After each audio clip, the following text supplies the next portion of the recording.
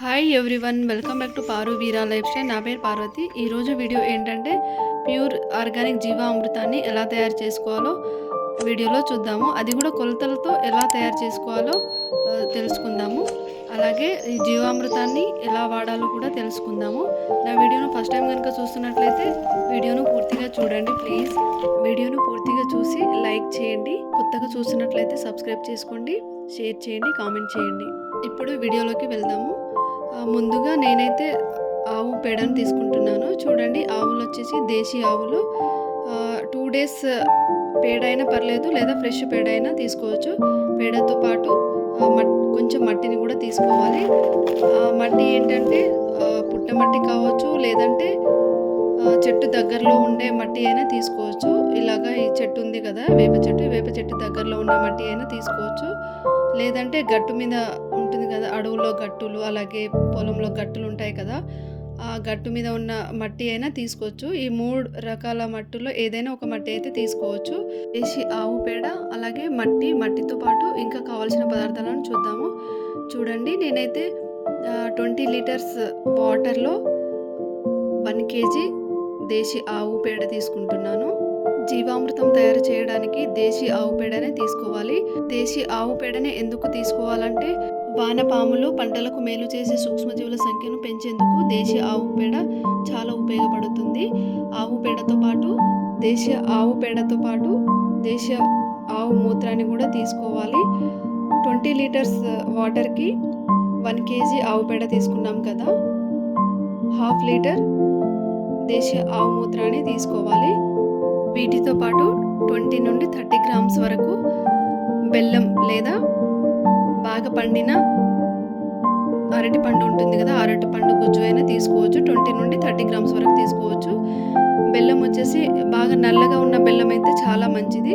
ఈ బెల్లంతో పాటు చెరుకు రసంనైనా తీసుకోవచ్చు, బాగా పండిన పప్పాయ గుజ్జునైనా తీసుకోవచ్చు, బాగా పండిన మామిడి పండు గుజ్జునైనా తీసుకోవచ్చు, చెరుకు రసాన్నైనా తీసుకోవచ్చు. ఇందులో ఏది తీసుకున్నా బాగానే ఉంటుంది. నేనైతే ఈరోజు బెల్లంకి బదులుగా బాగా పండిన అరటిపండు గుజ్జును తీసుకున్నాను. అరటిపండు గుజ్జు వచ్చేసి 20 నుండి 30 గ్రామ్స్ వరకు తీసుకున్నాను. అరటిపండు గుజ్జుతో పాటు శనగపప్పు పిండి ఉంటుంది కదా, శనగపప్పు పిండి కూడా 20 నుండి 30 గ్రామ్స్ వరకు చూసుకొని తీసుకోవాలి. ఓన్లీ శనగపప్పు అనే కాకుండా కందులు, శనగలు, పెసర్లు, అలసందలు, వీటి పిండినైనా తీసుకోవచ్చు. నేనైతే ఈరోజు శనగపిండిని తీసుకున్నాను. నెక్స్ట్ వచ్చేసి మట్టిని తీసుకోవాలి. మట్టి వచ్చేసి నేను ఇంతకుముందు చూపించాను కదా, ఏ మట్టియో ఆ మట్టిని తీసుకోవాలి. మట్టి వచ్చేసి 1 or 2 స్పూన్స్ అయితే తీసుకోవాలి. వీటన్నిటిని మనం ఈ వాటర్లో కలిపేసి క్లాక్ వైజ్గా సవ్య దిశలో తిప్పాలి. అది కూడా 1 మినిట్ వరకు తిప్పుతూ ఉండాలి. జీవామృతాన్ని కలపడానికి కర్రను మాత్రమే ఉపయోగించాలి, ఇంకా వేరే ఏ వస్తువును ఉపయోగించకూడదు. 1 మినిట్ వరకు మొత్తం అంతా కలిపేసిన తర్వాత జీవామృతం ఉన్న బకెట్ పైన ఒక గోనె సంచి లాంటి వస్తువుని ఏదైనా పెట్టేసి పైన కప్పేసేయాలి. ఈ జీవామృతం కలిపిన బకెట్ ఉంటుంది కదా, ఈ బకెట్ని నీడలో మాత్రమే ఉంచాలి. దీనిపైన ఎండ పడకూడదు, వర్షపు నీరు కూడా పడకూడదు. ఈ జీవామృతాన్ని పొద్దున సాయంత్రం 2 సార్లు 1 నిమిషం పాటు సవ్య దిశలో క్లాక్ వైజ్గా తిప్పుతూ ఉండాలి. ఈ జీవామృతాన్ని మనం ఎన్ని రోజులు పులియబెడతామో అన్ని రోజులు పొద్దున సాయంత్రం 1 నిమిషం వరకు సవ్య దిశలో కలుపుతూ ఉండాలి. ఈ విధంగా ఈ జీవామృతము వాతావరణం బాగా చలిగా ఉంటే 4 రోజుల పాటు మిశ్రమాన్ని పులియబెట్టాలి.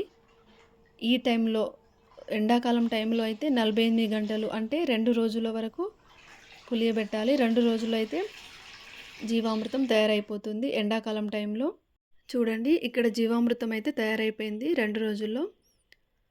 ఎలా వాడాలో ఇప్పుడు చూపిస్తాను. ఈ తయారైన జీవామృతం ఉంది కదా, ఈ జీవామృతాన్ని నేను 10 లీటర్స్ వాటర్ అయితే తీసుకుంటున్నాను. ఈ బకెట్ వచ్చేసి 10 లీటర్ వాటర్ బకెట్ ఇది.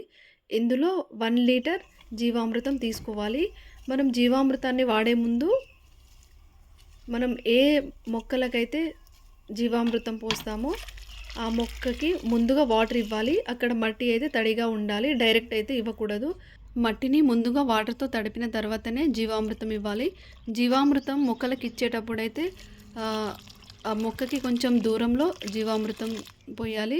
ఈ జీవామృతాన్ని టెర్రస్ గార్డెన్‌లో వాడుకోవచ్చు. లేదంటే పంట పొలాల్లో గూడా ఈ జీవామృతాన్ని వాడుకోవచ్చు. చాలా బాగా పనిచేస్తుంది. మనం తయారు చేసుకున్న జీవామృతాన్ని మొక్కలకి 15 రోజులకు ఒకసారి ఇవ్వాలి.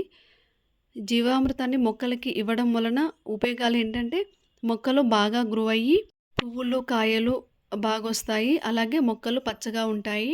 మొక్కలు బాగా గ్రో అవ్వడమే కాకుండా వానపాములు గూడా బాగా వృద్ధి చెందుతాయి. ఈ జీవామృతాన్ని మొక్కలకి ఇవ్వడమే కాకుండా మొక్కల పైన గూడా స్ప్రే చేసుకోవచ్చు.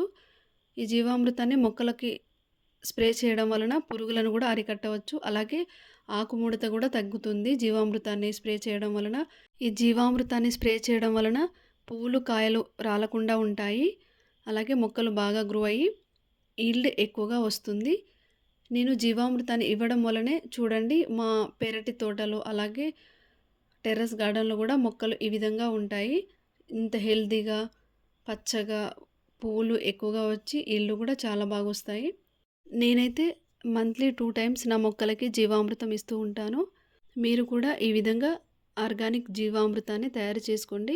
మొక్కలు చాలా హెల్తీగా గ్రో అవుతాయి. టెర్రస్ గార్డెన్‌లో అయినా యూజ్ చేసుకోవచ్చు. లేదా పంట పొలాలకి భూమిలో నాటుకున్న పంట పొలాలు ఉంటాయి కదా! వాటికి కూడా ఈ జీవామృతాన్ని వాడుకోవచ్చు. చాలా బాగా గ్రో అవుతాయి మొక్కలన్నీ. పండ్ల మొక్కలకి ఇవ్వచ్చు, పూల మొక్కలకి ఇవ్వచ్చు. అలాగే వెజిటబుల్స్ మొక్కలకైనా ఇచ్చుకోవచ్చు ఈ జీవామృతాన్ని. ఈ జీవామృతం ఇవ్వడం వలన భూమిలో వానపాములు కూడా ఎక్కువగా వృద్ధి చెంది, సూక్ష్మజీవులు కూడా ఎక్కువగా వృద్ధి చెంది మొక్కలు బాగా గ్రో అయ్యి ఈల్డ్ కూడా బాగొస్తుంది.